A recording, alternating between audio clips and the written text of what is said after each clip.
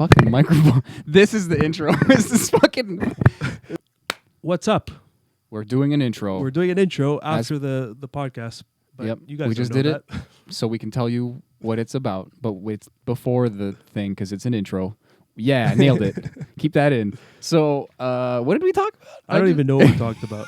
But we're so bad at this. We made an attempt at trying to connect the world together by observing our patterns and behaviors. We talked about the importance of being present for ourselves and for others because of the dangers of black and white thinking that is inherent in the human mind.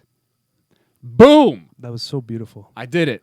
I blacked out. You fucking did it. Did I do it? So eloquently. What just happened?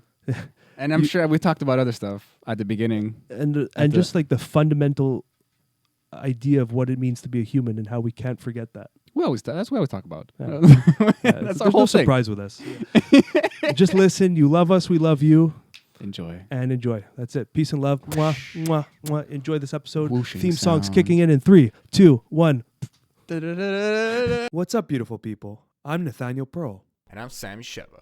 And welcome to Curious Chimps Podcast, a show where we explore the infinite complexities of the human experience. We do not endorse anything illegal, so please consult doctors, do your research, and for the love of all that is holy, be safe. All right, let's talk about drugs. Curious Chimps.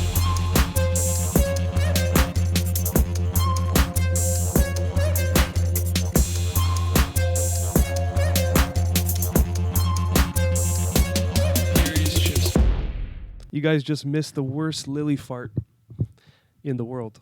Man, you can't smell it. You can't even hear it. But And we can't unsmell it. yeah, my dog, My mouth was open. this is her moment of fame is to release the nastiest farts.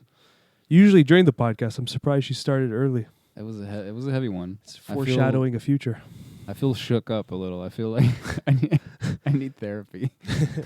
Yeah, I don't know what the fuck that was, but if that's how the podcast is gonna go, I'm worried. I will literally stop the podcast. I'll be like, this is not worth it. Kick your dog out. It's me or her. Last episode with Dan, she didn't want to come in, so she had a break. I guess you're keeping her close too, because you don't want her to jump around when you're not. Well, Yeah. she relaxes when you're gone. Yeah, She but has I that just don't want her going on the bed and stuff, because my dog hurt her leg, so I'm just gonna watch out. It's getting better though. You know what I've been giving her actually, which was really effective? CBD. Drugs? Oh, well. Drugs. But CBD actually, I noticed a huge change when she started taking the CBD. Oh, is that why she's like better now? Yeah. Well, she's taking the painkillers, but as soon as I gave her the CBD, I noticed like a dramatic shift. It will help with inflammation. Yeah. Whereas the painkillers will just help with the pain, I guess. Yeah. I don't know how that works. Something like that. But We're doctors. yeah. Don't look into it. Well, CBD has so many benefits. I think they're just scratching the surface of the research of it. But it Well, somebody just died. it has anti-inflammatory properties, a bunch of neurological things it can do. It's really good. I never looked deeply into it. I just saw like the things that people were using it for, but I don't understand how or why. I guess there's not much research on how or why. They're just like smoke weed, see what happens, and then it's like, no, wait. If we take this thing out, Okay, that's good. then we'll fucking be able to stop seizures or whatever. Well, that's it. Hey, it's like I had clients that had a baby that was having had a neurological problem where it had seizures, Oh yeah, you told me. and they couldn't get the treatment in New York, so they came to Montreal because of legality issues. And then the CBD was like the number one thing to stop seizures out of all the medications it was taking. It's pretty wild. Plant medicines, bruh. I wonder if it's like that works the best for that baby, for that person. But they tried a bunch of other stuff and it didn't work, and like the other stuff works for some people and the CBD might not work for them. It's like it's just nice to have more options. Mm. Well, yeah, It's the best I can understand as a person who doesn't really know anything about chemistry. yeah, it's not going to work with everyone, any drug, but it's cool to know that CBD has such a high statistically significant assistance in all these kind of things, you know? Remember when Amanda was on and she was telling us about how, like, like nettle could give you energy and chamomile will help you sleep and all these things. And she's like, it's totally a wild card. Like chamomile will help most people relax, but it could end up giving you energy. Like there's no rules. Like it's just, this is what it should do if you're I don't know, normal. If you're like the You're in the average. Yeah. But that's what it's so crazy about nutrition and all these kind of things, is it's so individualized. Like, me, I've been doing the carnivore diet, but now it's more like animal based. And it's like, people ask me do you feel okay not having vegetables or eating vegetables? And I feel amazing. But like someone might feel really good eating vegetables. So I guess it's just, there's no right or wrong. It's just what works for your genetic code because yeah, like I tried vegetarian. I do better with meat. I tried only meat for I don't know, like a week, like a couple of days. Like it wasn't hardcore, but I think the quality of the meat really matters at that point. And there's also like a longer period of getting used to it. So I'm not sure, but like raw vegetables fuck with me. Cooked vegetables are great. Fruits are great, but sugar in large quantities completely demolishes me. Me too. So it's like some of that is just what you've been exposed to, and some of that is like there's, as far as my understanding goes, I'm just trying things out and seeing what the fuck works, like throwing shit against the wall. But that's why starting with eliminating most food groups and then starting with one is a really good way. And what better way than meat, because it's just like such a nutrient-dense food group. You can pretty much get everything from meat. So the way I look at it is like I'll eliminate dairy, I'll eliminate carbs, vegetables. I'll start with the meat, and then I'll add on to that. I'm going to get a pie when I leave here. Fucking guy. I'm going to just go to the fucking... Go to Dizz. Première moisson. Oh, dude. I always forget about Dizz. Get some Dizz. Dizzes. Remember when I realized it was Dizzes? It's D-I-Z-Z apostrophe Oh, because S. Dizz, I think, is their last name. So it's just like Oh, Dizz. really? Wow. I think so. It's a cool name. Yo, Dizz. Yo, it's Joey Dizz. Why is it always Joe? Joey. Well, Joey Dizz just works. Joey Dizz. You wouldn't be like a Howard Dizz. Howard Dizz. Howie. Yo, it's Howie Dizz. Howie Dizz business. Howie Dizz. Yeah, it sounds like a sentence. How you doing? Howie Dizz. No one knows what the fuck we're talking about, but there's a place nearby called Dizz Bagels. Dizz's Bagels. Dizz's. Yeah. Yeah, and they're opened full on 24/7. Yeah. Like, it doesn't matter if it's fucking 4 a.m. on a fucking Saturday. Dude, or Sunday, I guess. I told you this off air, but the overnight shift dude, you met him a few times. The Hungarian older guy? Yeah, like the older dude. He's what were you saying? He's like into conspiracy theories and stuff. That And he was guy's telling so you wild. like not to drink the tap water and shit like that. Well, I used to have a client at 6 a.m. every day during the week. And this was years back. So I would go to Dizz's Bagels and get like a bagel, cream cheese, and a coffee first thing in the morning. And I would meet him. He's like, "Hello, my friend. How are you? You have cash? You have cash? I don't take debit for $2. Like the bagel, cream cheese, and coffee used to be $2. Or even $1.50, I remember. That's so a pretty good deal. But like he'd give me shit if I pay with debit. So I'd have to pay cash. And then so I see this guy for months every morning. We're like best friends at this point. He's like, there's faces on Mars. There's structures on Pluto. He's like, Pluto has a structure. I'm just listening. I'm like, yeah, Pluto? He's like, yes, trust me. There's so much life out there. There's faces on Mars and structures Pluto. I know it. I've seen it. You sound like the guy from Star Wars Episode 1. I wish I've seen it. I can't remember his name, but he's like the dude who like owns the slaves, and he's like, it sounds exactly like that. I can't even do. But does that not sound like the overnight shift Just guy's voice? use that voice and say, I don't trust the Jedi or something like that. I don't trust the Jedi. It's pretty close. It's really close. I think it's a softer R to do the impression. I wish I knew. But that's kind of how this. I don't trust the Jedi. Oh, it sounds familiar actually. I swear you're doing it, and you don't even know you're doing it. Well, I can't do it. The guy at Dizz, he kind of sounds like that. And I used to have the most interesting, odd conversations with him. And he always had these jokes. I did, and I barely met the guy. He fucking freaked me out, man. I can't even remember what he's told me. But he always has weird jokes. Like, you don't know if he's serious or if he's fucking trolling you. Yeah, he's like calling you stupid to your face. And you're like, should I leave? Like, did I offend you? I don't know, man. He's a look, man. Maybe he's just old and doesn't give a fuck anymore. I think when you work those shifts, The guy looks 80. Yeah, and breaks it's your like, brain. It's 2 a.m. He's making bagels for fucking drunk teenagers or some shit. Yeah, it breaks your brain if you're working overnight shifts every day. I remember he was telling me once, I've been doing this for 40 years or something. I was like, what? I haven't seen the sun in 2 months. You know, I was like, okay, man. It's got to be that. You got to fuck with you. Yeah, a little bit. I would like to talk to someone with overnight shift and how they think, because I'm sure that affects your life. Well, I mean, obviously affects your life, but what is your reality like if you work midnight till fucking 6 a.m. and then you go home and you sleep the whole day? Pure night shift, pure graveyard shift. Whoa. I don't know, man. I've done some late shifts at the hospital. I used to talk to people in China for a job, so I had to stay up until like fucking 3 or 4 in the morning sometimes. I don't know, man. But there's this It's not cool. There's this weird energy at like 4 or 5 a.m. I don't know. Like sometimes I just can't sleep and I'm up all day, all night. And at like that hour specifically, things start getting weird. There's something in yoga too. They talk about getting up at 3 in the morning and meditating like until 3:30 or 4, like just like that 3:30 a.m. period. But it's not exactly. It's like around that time, but it has something to do with the sun that's about to come up. So even though you can't see it yet, it's like something about that time. Isn't it like your most creative? I don't know. Is that moment? I definitely feel like the ideas come more easily at night. I think a lot of people feel that way. Maybe because you're a little fatigued or because the melatonin is pumping, you know, and like it's getting darker.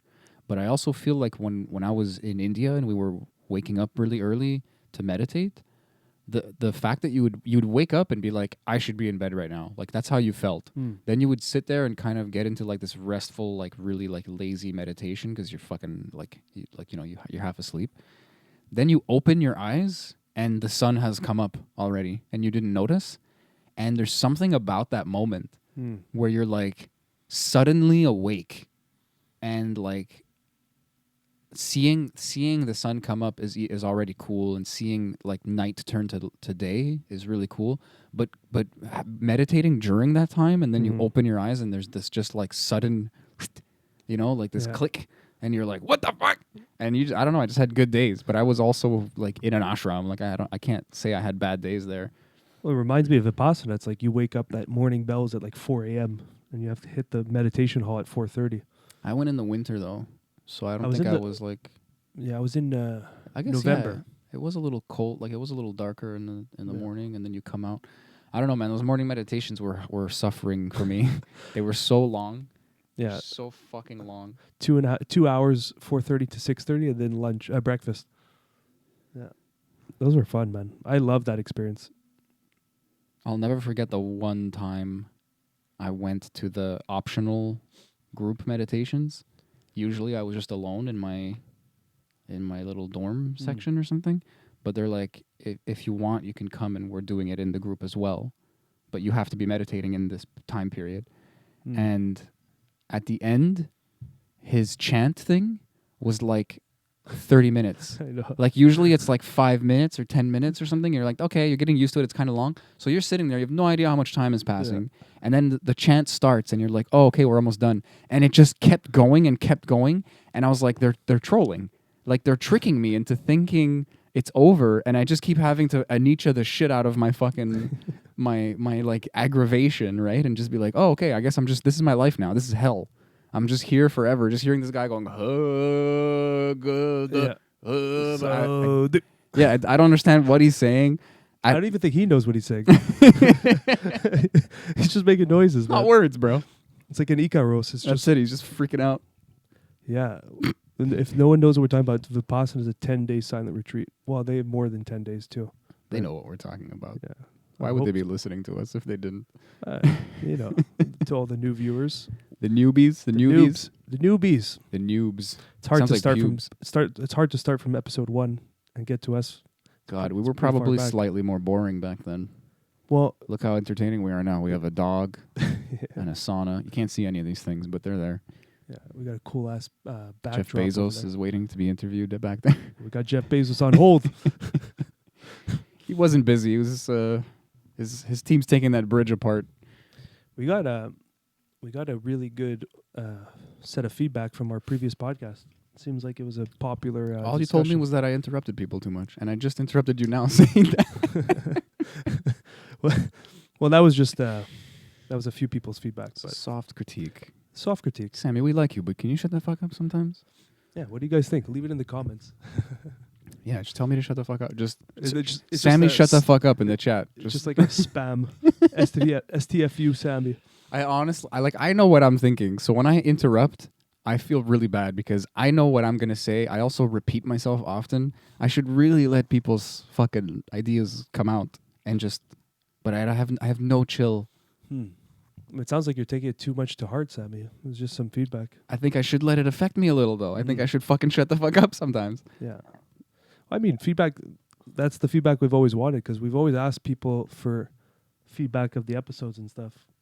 It's also cool to like someone's like, oh, change this or that or get this guest on, or like it's cool when it's like suggestions that make sense and it's not just like this sucks, like do this instead. Those are the worst suggestions. Where it's like, hey, why don't you guys talk about this or stop talking about drugs or like change your intro or do this or do. I'm like, hey, like be a fan a little bit.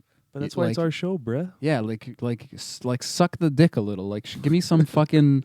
Let me feel like I should trust you because I'm having fun. I'm doing something that I'm enjoying. If you're like this sucks, do something else, or I won't watch it. Maybe just go watch something else. You know, like. Someone telling me, hey, you interrupted. I wanted to hear what that guy had to say. Like, okay, that's just a human thing that I should learn how to do. Like, that's I appreciate that. Yeah, but I think content-wise, if you don't like it, you don't have to listen. There's no gun to anyone's head. You know? There might be for us. You guys don't know what's behind this camera, but... Jeff Bezos came with a fucking pistol. Bill Gates is here. Bill Gates and Jeff Bezos have guns. Making sure we're talking strictly by the science. Do you know what I'm talking about with that bridge story? Bridge story. Yeah, Bezos has like a big yacht, obviously, and he was driving it somewhere in and out or out of some port or through some kind of river. There's like a boat. There's like a bridge that was in the way. And so my brother sends me this article saying he's going to dismantle it so that he can cross because it's too big. I thought they meant the yacht. But he's like, I read the article. It's like, no, bro, he's going to remove the bridge. He's got everything in the world, bro. He can do whatever he wants. My exact line was, my response to my brother was, when you're rich enough, the world becomes Lego. Like, just take that apart. Move that for a second. Or not Lego, that game everyone plays fucking with the blocks. Minecraft. Yeah, Minecraft. But they're just called blocks, I guess. Yeah. So it's like, it's not punchy, bro. That's pretty intense. He's like, you know what? Fuck it. We're going to lift this bridge 5 meters higher. We can go right through. Apparently, it's like what's the word? It's like an old bridge they want to preserve, you know? So like there was some controversy around it, but he's like, I'll fucking give you a new bridge. He's like, I'll make it better. You know, like I'll fucking move this bridge and then I'll give you a good bridge. I'll give you a better bridge. Jeff Bezos bridge. Fuck it, man. It's like no one even fucking uses bridge. Just looking at this bridge all the time. I'll give you a new bridge. I can't stop saying bridge. It's like I have a... Send help. I know this. She used to be a client, but her family, they're very rich in Montreal. And they wanted like an underground garage. So they live in West. So they did it. So they just like... Minecraft. They had to like dynamite into the fucking mountain. I love how you said dynamite. Like dynamite! Dynamite. Like everyone just says dynamite. Is it dyna or dino? I don't even know how to spell it. Anyway, yeah, so... Continue. So they... I'm learning. They had to explode this piece of the mountain to create like a 8-person garage. So they had to pay the city, get permits, and there was like a protest saying not to fucking explode this mountain. It's like nature. All for a fucking garage. But like when you have that kind of money, you just pay all the fees. Is it nature though? I mean, like I know it is technically a natural structure, but like, are you killing anything? Are you disrupting anything? Honestly, I don't give a shit. So I'm not the pro. I don't know, bro. I'm not the pro, but it's just funny to see. It's like there's like so many hoops you have to jump through, and they just pay it. Like fuck it. I think it was like a $500,000 project just to create a garage. That's intense. Yeah, maybe a little bit too much. It might have been like a few $100,000 though, like crazy. Yeah, I feel like that's a little crazy. Yeah, I feel like they could have done something for the community, and instead they just have a place to put their too many cars. Fuck it. When you have the money, you do what you do. Everyone just do what they do. They just have a lot of money. That's the way. It's the other way around. Yeah. They just do what they do with a lot of money. They don't have a fucking responsibility. That's what taxes are for. Hmm. You take the responsibility out of the system. You just, here's my money. The government is the problem, not me. Yeah. I'm just fucking rich. I'm doing my thing. And then the government's doing terrible jobs with taxes. Apparently, I haven't looked into it in fucking forever. I just assume it's all corrupt bullshit. It most probably is. To a degree, I guess. Yeah. But I wonder sometimes if I've been like embittered, which I have. I know I have, but like, does that mean I'm wrong sometimes? It must mean like. Well, we're all wrong at sometimes. It's just Exactly. yeah. We're just trying to be less and less wrong. Like there's this expression I love. I'm sure I've said it before. It's like if you go through life accepting everything or doubting everything, like, you know, it both avoid you from both stop you from thinking. Something like that. I'm sure I butchered it, but like something like that. You can't put goggles on and just think one way all the time, even if it's the opposite of the way you're thinking. Like it's like it's lazy either way. It's lazy either way. Because I can be a contrarian, I could be a conspiracy theorist, I can be very like distrusting, and that's my complex. Has nothing to do with life. And if anything, it colors my experiences. And then I start going into some confirmation bias, and it becomes a self-fulfilling prophecy. And that's sad, folks. Folks at home, friends. Is it sad? Yeah. Because I could be in the, what's it called? Jason Silva says that shit all the time. Paranoia, pronoia. Pronoia. I could be like thinking that like God's got my back and everybody's awesome, and even when they do bad, it's like, it's just, you know, they're having a bad day, or like we're all capable of bad. Like you completely reframe things. If you're gonna frame things, frame them well. Yoga's like realize the frame, remove the frame, you're the frame, nothing's a frame, everything's nothing. Like it just all this meta crazy dizzying stuff, you know? Yeah. But I think a middle step is like, give it a, you know, we're all spin doctors. We're all fucking coloring life with some big, like one easy black or white, you know? So essentially that's removing attachments. I am. Removing to ideas, to beliefs, to dogmas. Yeah, but I want to go deeper than that, because being willing to remove attachments is something I have, and it's something that's it has its own resistances for different people, all that stuff. In my personal case, I'm willing to, but I don't know how sometimes. It is that, because it is like my being or my way of seeing things, but I honestly don't know how to do it sometimes. I don't even see when I'm doing it sometimes. Mm-hmm. It's insidious, and it's faster than the speed of thought, you know? It's like this muscle memory, and you just go like, no, that's bullshit, or like, I don't know, it's oversimplification. Yeah. I guess asking the question why, though, often is, even on like your knee-jerk responses, and then you ask yourself why, you'll get you can pretty much nip that attachment line. In the bood. Nip it in the bood. I guess that's the... Yeah. Is that causing the recording one, or No, is that just for us? for Okay, us. yeah, there's a buzzing, if anyone's curious. But you can't hear it. Only we can. Yeah. And it's driving us mad. I guess constantly asking why can be like in like a feeling sense, you know, and that's meditation in a sense. It's just constantly going to this space of like reception and inquiry, like asking a question, not in any direct linguistic way, but just kind of being like, what's going on? What am I observing right now? What is the observer? And that can be turtles all the way down, but like you don't have to make it this endless process that's like nauseating. Once you're a few layers down and you realize that it's endless, you just have fun with that, and then you kind of turn back around and see life with that light, with that content, with that lack of seriousness, you know? Like humble. Yeah, humble and like Or it's more humility. It's just, you know, like you catch yourself in it. You don't need to go down. I almost sat on a pin. Ooh. You don't need to go down. You trying to do, bro? You don't Sorry. need to go down 5 whys to figure something out. But like, if you have a knee-jerk response to something, just asking yourself an honest why, and then listening to your response, you might realize that your response is actually, or your explanation of why you're responding that way is just completely emotion-based, or just irrational. You know? Yeah, I think Like I have that problem, that bias with an authority, and that's something I work on. It's like someone says something in my first, someone tells me something to do, my first reaction No. is, no, fuck off. You're not my dad. But then, like, that can be correct for like 90% of examples, and that could actually serve you for 90% of the situations. But then for that 10%, it's actually fucking you. You know? I guess it's that Buddhist, like, you can't control that first thing, but then just notice the process. And even if you're right 99% of the time, it's just you're gonna catch that 1% where you go, oh, like, okay, this time I actually need to chill, relax that part of me. And maybe I take a step back and observe and understand, not just have this like, fuck you, I'll do it my way kind of thing all the time. It's funny that you say that, because I was just thinking about how the why, like being anyway, like asking yourself questions, asking that why, like and getting to the core of it. Sometimes it can be like intrusive. It's weird to say that because it's you. So it's like you're obviously pushing against some kind of resistance, and your ego doesn't want to deal with it. And there's that second thing, like you said, of just kind of being with it and just kind of like giving yourself space, you know, like holding space that they talk about. Yeah. And it's like we're always looking for solutions and giving people unsolicited advice. I'm super guilty of that. I just want to feel useful, and I forget to listen, and I forget to really be with the person.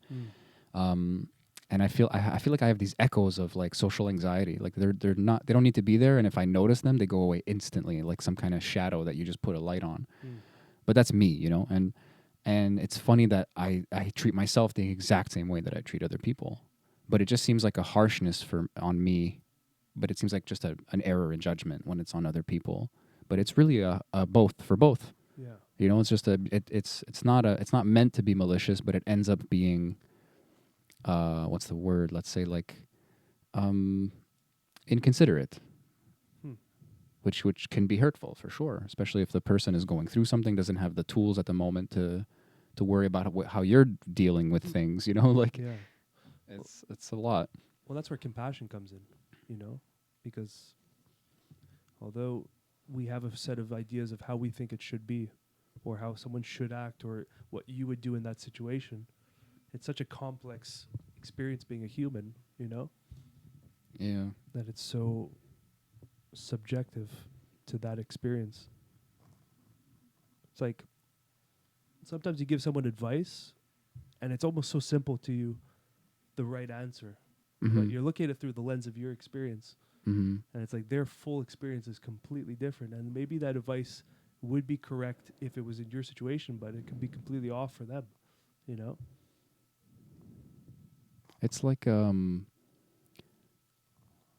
imagine being some kind of therapist and walking that line right in the middle where you want to kind of bring somebody's trust and comfort out and give and hold that space, but then also introduce things that will be challenging their comfort zone. And it's like a dichotomy. It's like it's one or the other. In any case, almost, you know, like, so it's like that's almost the point of therapy, is like creating that middle ground.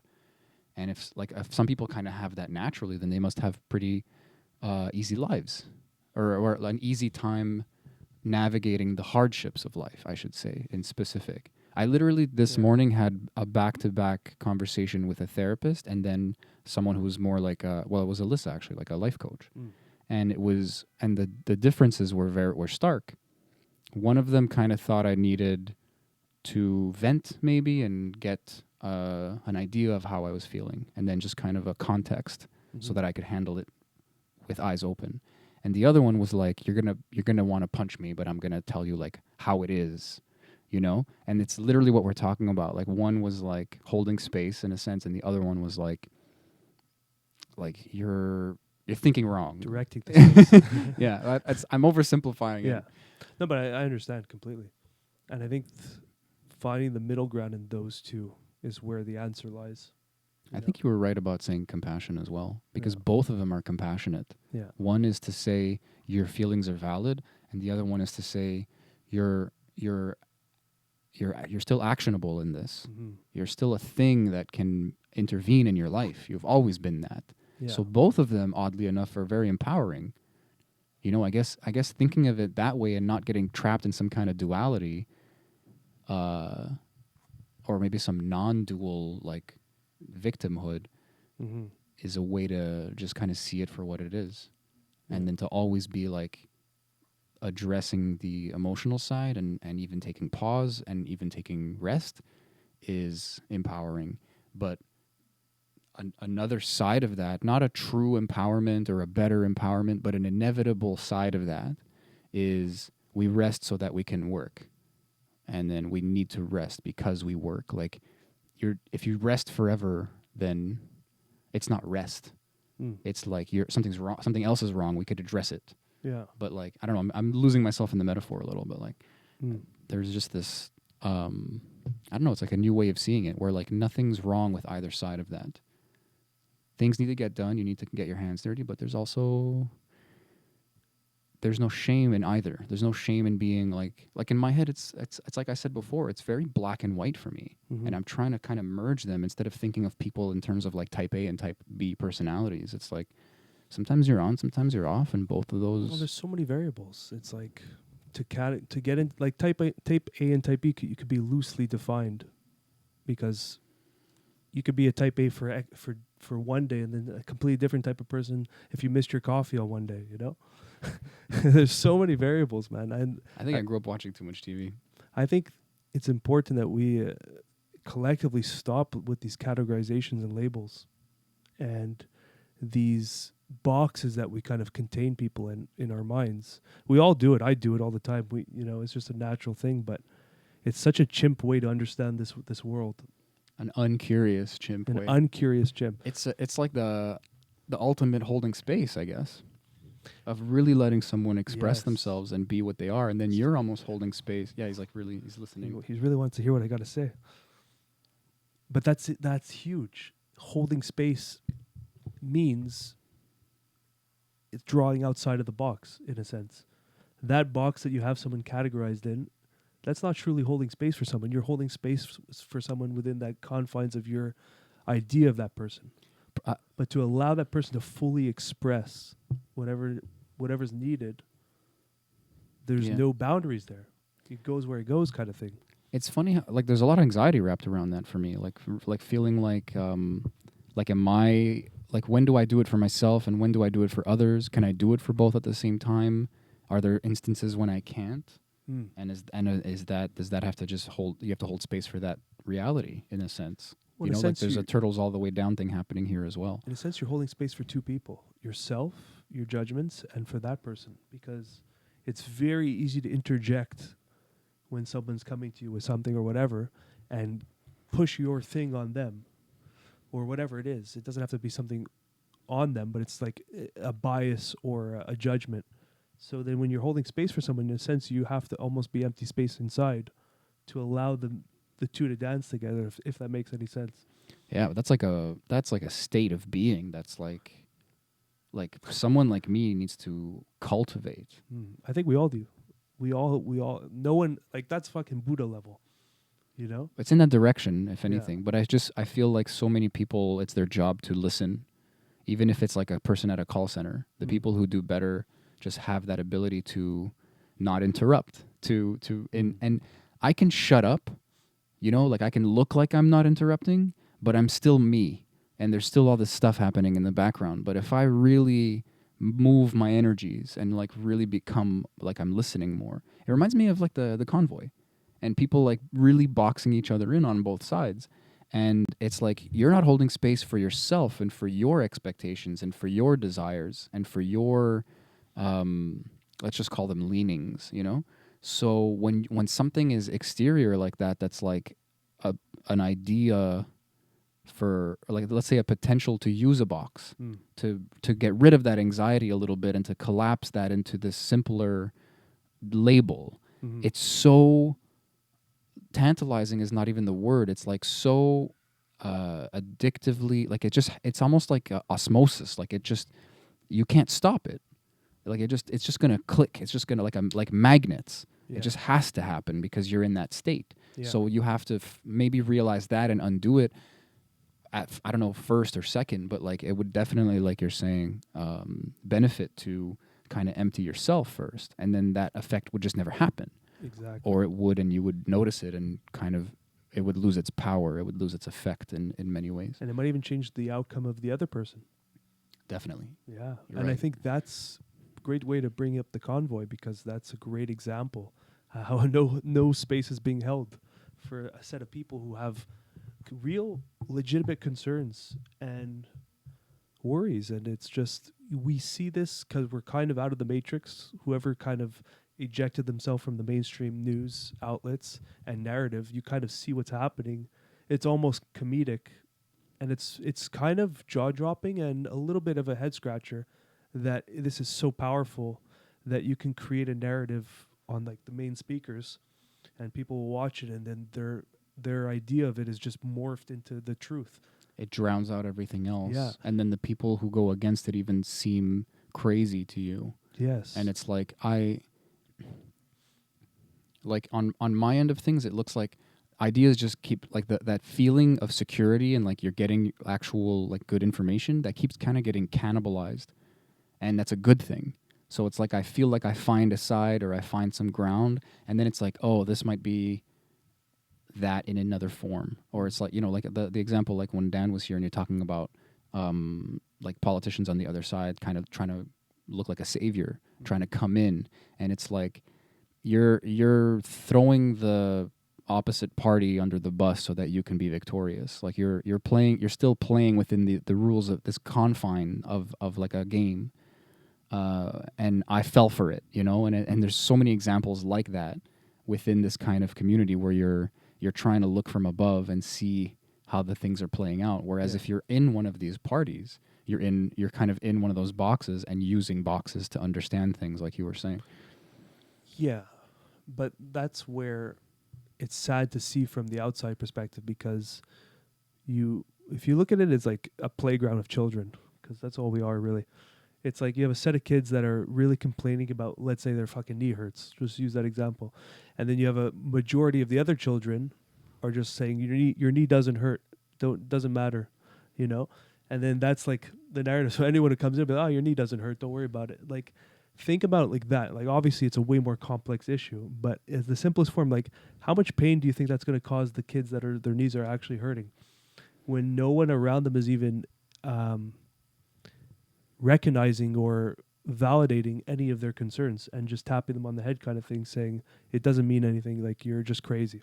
Let me tell you why that's scary. I agree with you, and I love that you never need to consciously bridge that gap between like mental and physical pain. You always have this way of seeing it as one thing, and I love that about you. Yeah. But I still kind of live in that division sometimes in my mind, because it's just like linguistically prominent in the way we describe like problems, like human problems. But like that is really the source of the issue in a lot of ways. Maybe not the source, but like this idea that people looking in on some other group, possibly from a group themselves, we're all kind of in a group or leaning or like whatever you want to say. That's kind of unavoidable. That's not necessarily a bad just thing. The nature of being a human, being a part ape. Yeah, for sure. Reality. Tribalism It's in just some way. in our DNA. But there's that there's this assumption that you can and should just be able to ignore or change your mind, and you're describing it as a physical pain. It's like I am experiencing something, and a knee pain, let's say you could go to the doctor, you could kind of get some numbers, you could measure it. Oh, they have a worn down meniscus, or they dislocated it, or they have a scratch on their skin or something. Like there's something more tangible about it. But it's like you're talking about a character, you're talking about a trait or a belief system, or like it's just as tangible for the individual, just as real and just as valid. But on the other side, whatever side you're on, the other side or a part of the other side is saying, hey, just think like me, just be like me. Like, you're wrong, I think you're wrong, I can tell you why you're wrong, just change the way you think. And that's really fucked up, because no one works that way. No. And if someone does, they're either a fucking like ninja master of their own lives and thoughts, or they're just kind of like stifling how they really think, and they're just going with wherever the wind takes them. And that always blows up in your face. Always, always, always. You know, you're just holding your breath essentially, and then the truth the truth comes out. Your truth comes out. And that's the the heart of it is. It's your truth. Yeah. So it's like that's their truth, and we're saying no. Some people are saying, look, man, what you're doing, it's hurting people, it's wrong, blah blah blah, and all these justifications. And it's all the justification, one way or the other. It's all just excuses to say, I can't admit to myself. I'm scared to look into myself and say, there's parts of me I don't have control over, parts of me I need to live by to be happy, and no one wants to say that or accept that. And even if they do, are they really going to change their lives for it? Are they really going to say, okay, what can I accept? Because that's all of that is just really scary. Because I don't know where that line is either. That's not black and white either. Some stuff I can change. Some stuff I should change, or at least try to change. And a lot of stuff maybe I can't. I don't know which is which, and I just kind of have to try. But that's the important keyword, is the try. The effort and the will to want to change whatever it is you think you may need to change or may not even need to change. But the intention of trying to always fine tune. In a sense, it's like we need to be craftsmanship. We need to be craftsmen of our existence, and constantly varnish and shave off edges of our body and minds, and constantly trying to grow. And that's what is very sad about what I'm seeing, is because we know that to be true on the individual level. You know, constantly self-reflect and listen. And if something hurts in your body, listening to it, whether it's emotional or physical, addressing it or not ignoring it. When you ignore something, the pain just eventually will maybe subside, but it will come back tenfold, right? And it might become a chronic issue. So if that's true on the individual level, as in a group scenario, that's got to be true the same way. And to categorize someone or many into this box, you're doing harm to them and to yourself, because now you've created this pattern of reactions that you'll carry on, and biases you'll carry on to all future events. You know, if something is not in your understanding, you're just going to immediately have a category to put it in, you know? I mean, it's a build-up thing, though. Like, sometimes it snaps back one way or the other. When it happens a lot for me as well. Like when I kind of accumulate mistakes, my ego wants to defend, but then it becomes too big to ignore. So then sometimes I don't see it as like, I mean, in general, maybe you're right. There's like a kind of bad habit being built there, but you kind of got to notice it before you can clean it up.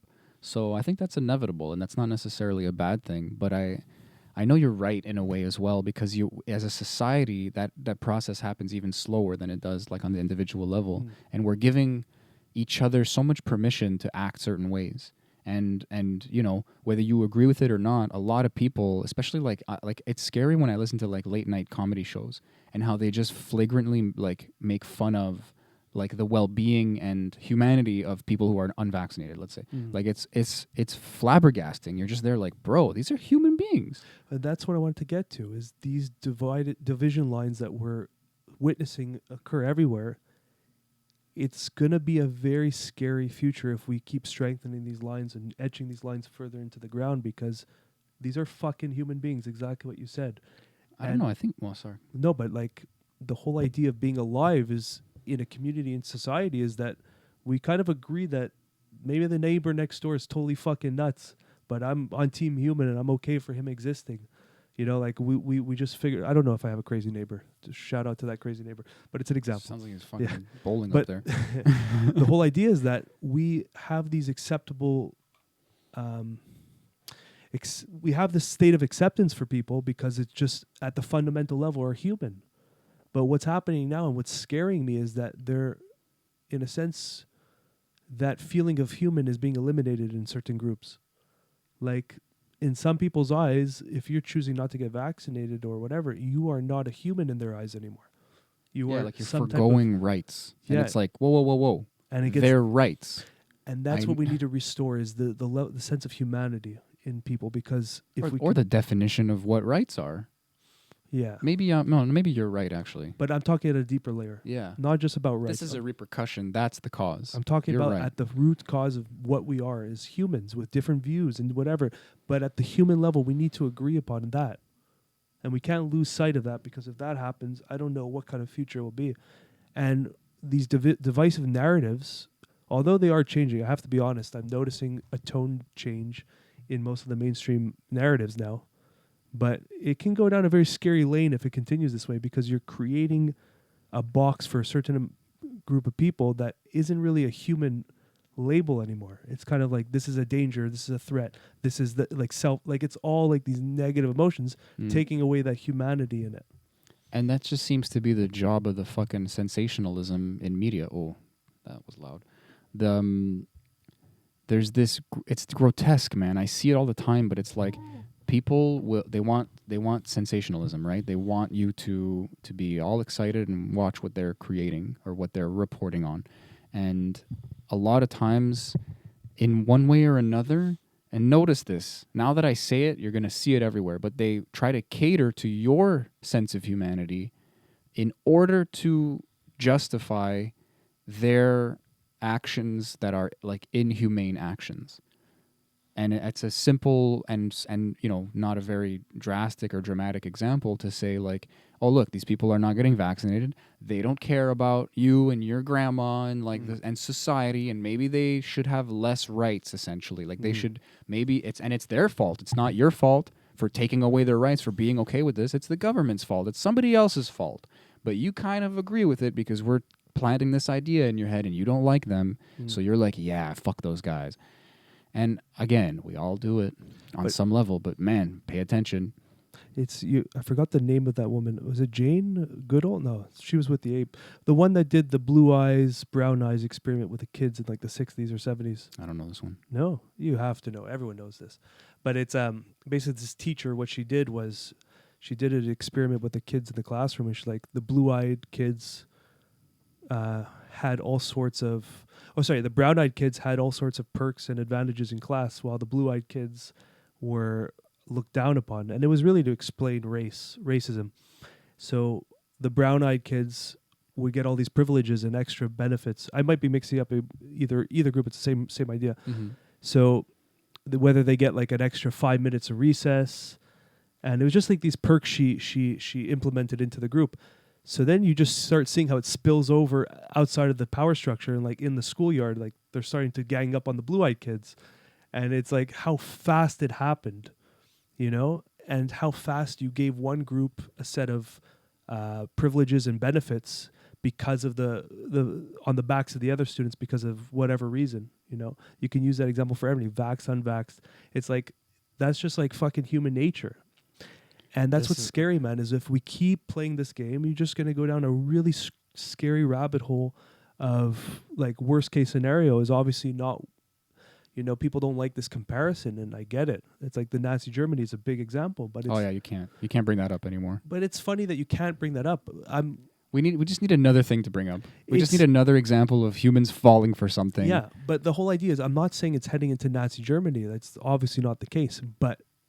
maybe a concept we've never seen before could happen. Something obviously not as severe because we've evolved in terms of like public consciousness. Like I don't think we'll ever go down that kind of rabbit hole again as a collective, but well, it'll look different. That's the it'll way look I think different about because we don't know what it is. It's exactly when the Nazi Germany happened, there was no reference point before that. It just kind of evolved into this monstrous. That's why I bring it up often, because it's simple to understand. It's been cartoonified by constantly being used. Yeah, but it's such an emotionally charged. Sure, subject. But I so just it's hard to really. If it is, then I'll find another example. But it's a quick and easy way of explaining how people fall into like a lockstep, and it's just like you're saying.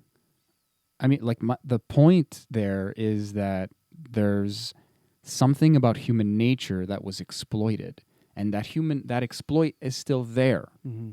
So it will look different because we are weary of attacking it from that angle now.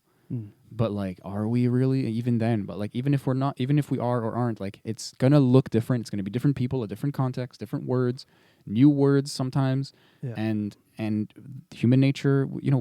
Everybody dies every 100 years. Mm-hmm. We're very easy to trick. Yeah, we don't know what's going on. We're here and then we die. We're like a wave of humanity. And yes, like we adapt and evolve, and like, for example, like an old scam, like may have worked 30 years ago, like some type of like email from like a Kenyan prince or whatever, and then you just fucking give him the money. Like that used to work. But now it's an app that looks legit, or exactly, or a guy it's or video like the on tricks YouTube. Just got a little bit different. It's like we're in the animal kingdom. We're gonna fall into traps the same way a deer would fall into a trap, or go for the or a rat would go for the cheese in a rat trap. It's like sometimes they've evolved out of that, but now they have different rat traps set for these things. So we're just as capable of falling into different traps as any other animal. It's just we're a little bit more complex in the way we think. What scares me about this trap, though, is that. But I don't even know if it's a trap. I think it's just human nature to kind of. Okay, like you don't like it. I don't have to imply conspiracy or like intent. I don't know, and it's by nature hard or impossible to know unless there's like some kind of paper trail or like recording people saying things that they're gonna do and then doing it. You know, like that would be the definitive. Like even then, you know. But the fuck was I gonna say now? I lost it. A trap. The thing with the kids and the blue eyes and the brown eyes, you create like a class. You literally create like there's people who get more than you. Yeah. And now the people who get more are happier and they want to keep that. They want to keep getting the more. It's just normal to them now. If they have less, they feel like they're getting less. And then yeah. Okay, sorry. But is it good? I pulled this at me. No, please continue. Well, I was just going to say is that they get more, right? They get that more. And now this is the next stage is removing that more because of group B. Exactly what I'm getting at. Yeah. I think you pulled it out of it's a few things. It's one, are you getting more because they're getting less? Are you going to start getting relatively less because the people getting less want more? Or are doing something they should, or not doing something they should be doing. And then this is the kicker, okay? So that's already really interesting.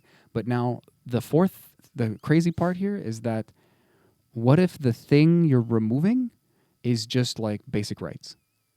This is where I get really conspiratorial. And like if you're some kind of crazy think tanky people, imagine how much these people are fighting amongst themselves now. Because of this dynamic. But what if the game is just about what people can do with their bodies, with their lives, with their jobs, with their children, with their fucking lives, with their existences on this planet. And people are saying, well, it's interfering with my existence, so I get to interfere with your existence. It's not fucking eye for an eye, man. It doesn't work that way. If you don't like it, ostracize them. Like that's, as I grow up, I realize that's what countries are. It's not about where you're born and you have some blind pride. It's like, I'm going to go to a place where people believe what I believe in so that we can live together in strength and harmony, like we talked about in the last podcast.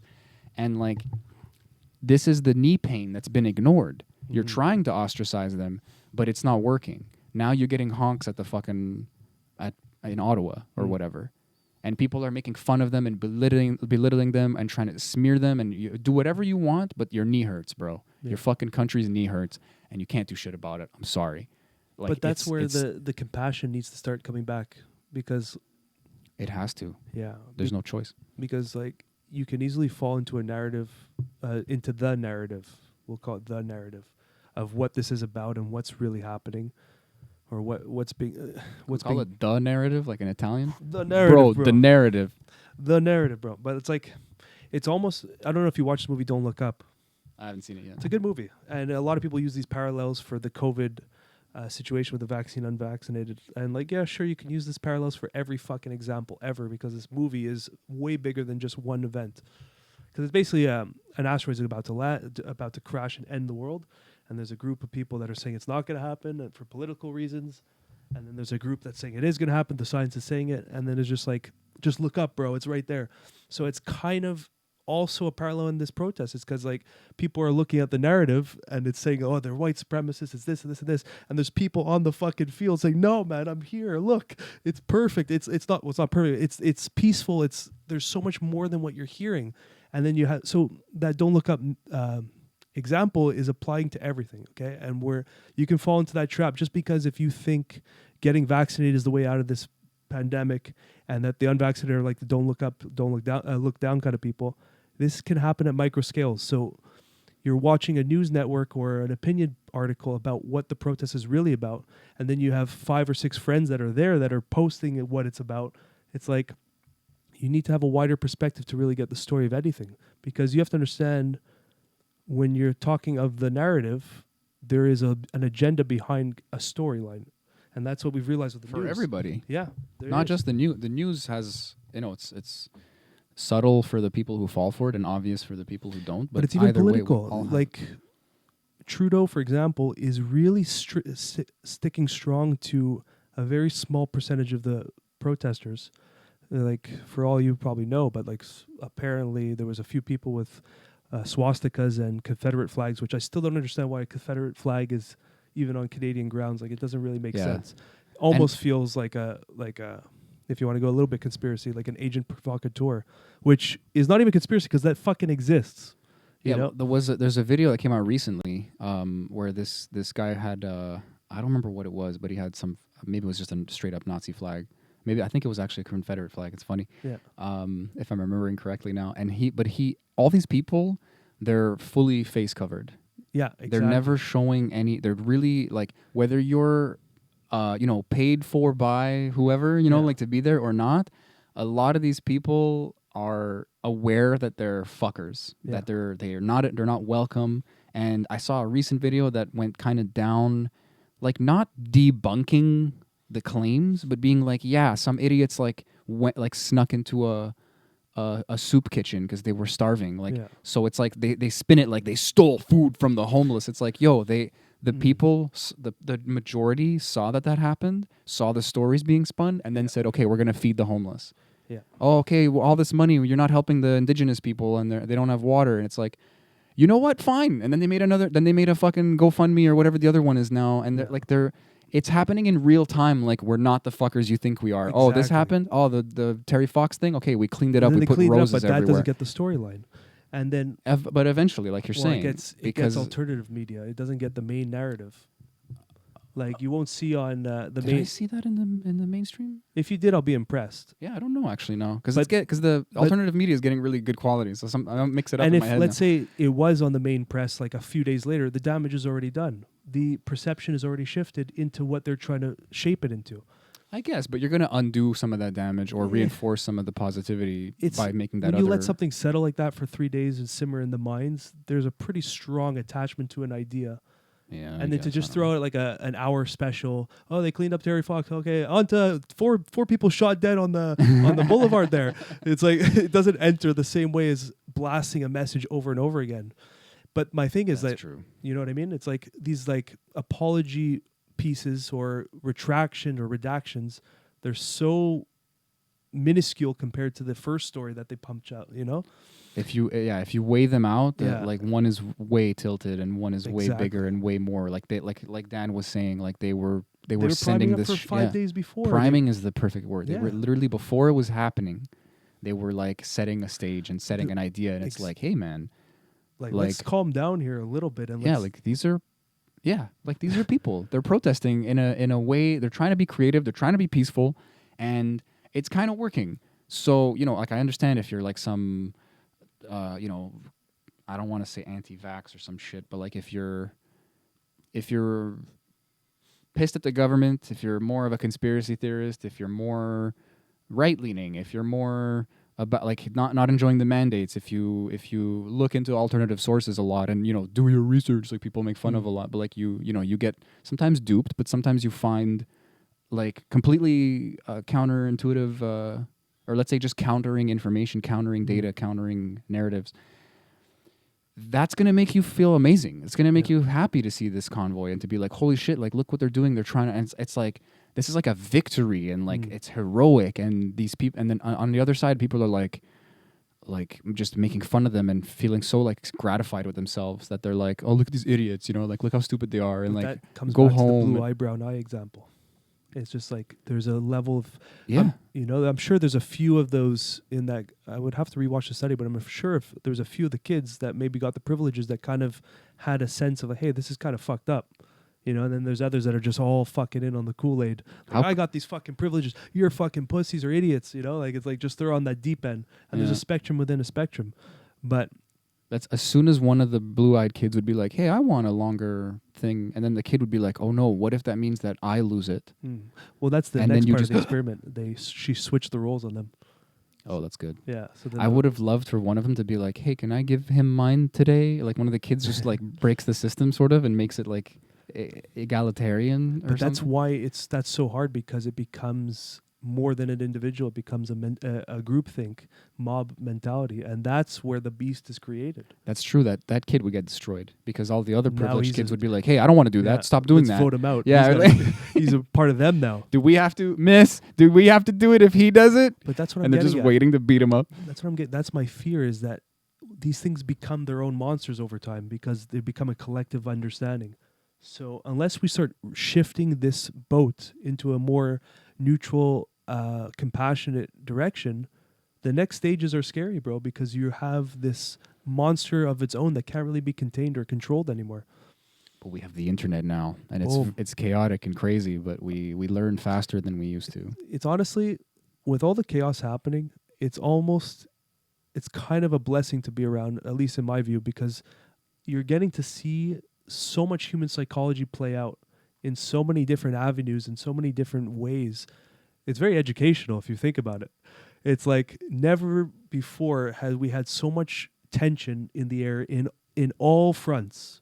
You know, vaccinated, unvaccinated, racist, not racist, or just like, you know, like the list goes on and on and on. It's just everything is at the red line. Everything's a polarized, Yeah, it's like hot button topic. If you wear a red hat, just a red hat, you're already in someone's fucking eye. You're going to get punched in the face. You can't even, if you like a certain type of speaker, if like, for example, if I post a video of Tucker Carlson, who, by the way, I think is fantastic. I love that guy. Which one's Tucker Carlson again? He's that, like, the head of Fox News. Like, he's the guy that's keeping Fox alive. Like, he has his own entertainment show. Okay, yeah. I know. Like, it's Rogan at the top in terms of viewership, and then right after is Tucker Carlson. the guy. His eyes are kind of close together. He just looks like an American, you know? He's just like, his But face is kind of tanned. He looks so self-satisfied and like He just snivelly. trolls. Yeah, He's so articulate, Tucker intelligent, Carlson. I know what you're talking and about. hilarious. And he just posts videos. Yeah, but he even has to say this is entertainment. It's not news.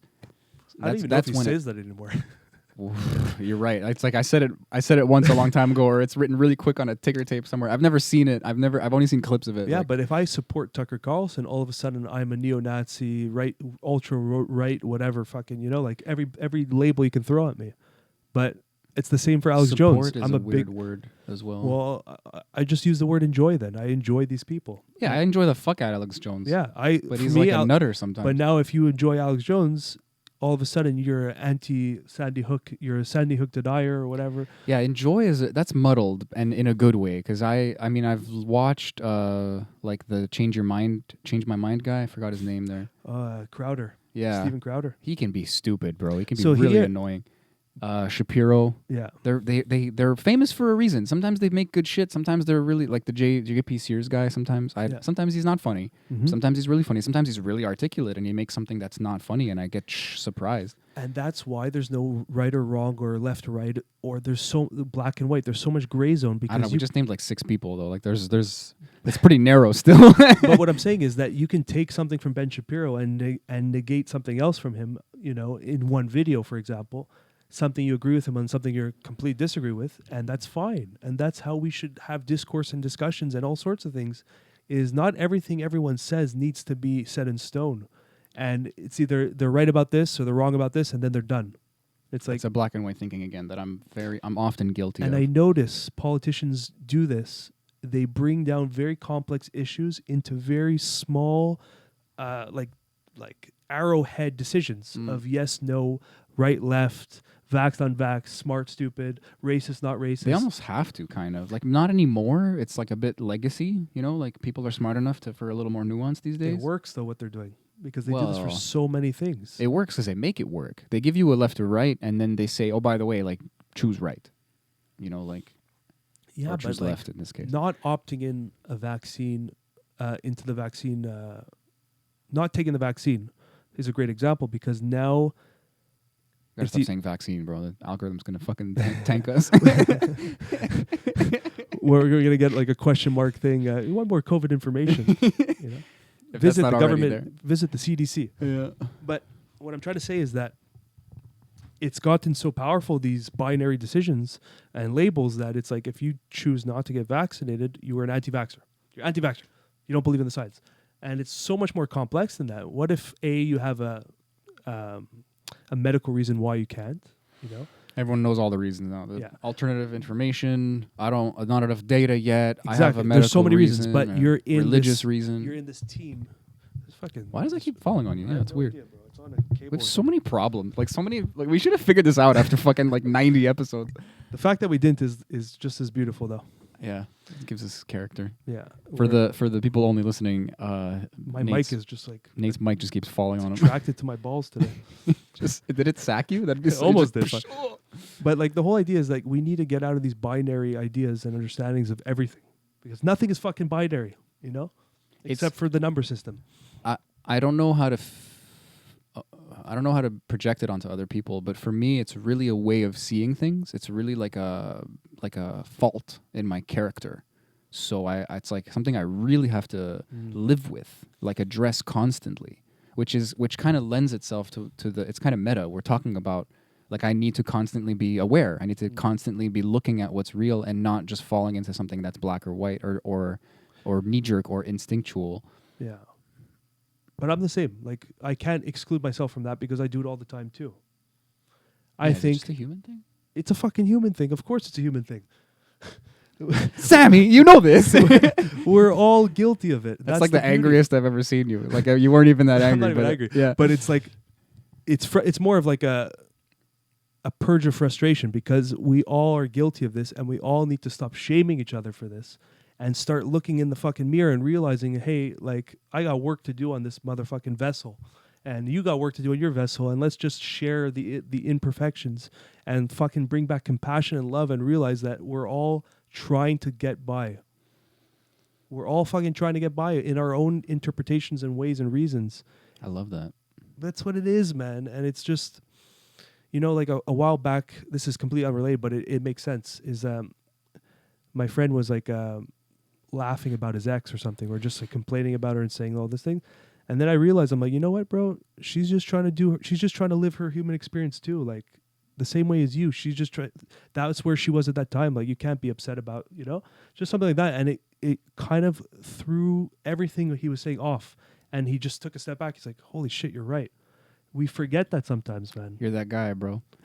Like he's trying to just like hate on his ex or something. Yeah, like, and you're bro. like, hey man, she's a human being too. You know? Man, like you see where you are right now and you're a little bit confused or depressed, whatever. She was probably where you are, or something similar where you can relate to. And we're all just trying to fucking get by and figure it out. And we need to restore that, because if we don't, we're going to lose humanity, man. And it's going to be a scary future. We need to get back to basic human understandings of each other. And I think psychedelics will do it, man. Yeah. I got to keep calling it out, because I think... See what you did there. Yeah. You tricky man. You little trickster. You little salesman for the elves. Yes. For the fucking Take some mushrooms fifth and dimension. fucking take the mask off, eat a mushroom, and hug your fucking neighbor, bro. I'm going to find that crazy neighbor I keep referring to. Just hug him. What is going on? Nah, don't worry about it. But I think that's You're the only very way. strong. The only way we restore things, if we really honestly start going back inwards. Just and live in that gray, the real, bro, the Mhm. desert of the real. But like, I don't know, gray's a bad, like, we got to market it better. Like, gray is gross. Live in like, the color, man. live in the color. Black and white. Live in the color it's too, zone. It's too sharp. It's too monochrome. We need polychrome. Is that a word? Polychrome. Polychrome. Polychrome life. All right, let's wrap it up. Psychedelic. Let's wrap it. Let's wrap it up, put a bow on it, and send it to our moms for Christmas. Shout out to the moms and our moms. The mamas and the papas. This fell apart. I guess, yeah. All right. Well, we love you guys. Thanks for listening. Yeah. Tune in next time. Shout out to Caleb, our fucking number one fan. We got to keep shouting out to Caleb, man. No, that's all he gets. Yeah. Once a month, maybe. I don't know. Yeah, not every video. Caleb, we love you, and keep on keeping on. For real. Yeah. And stay curious.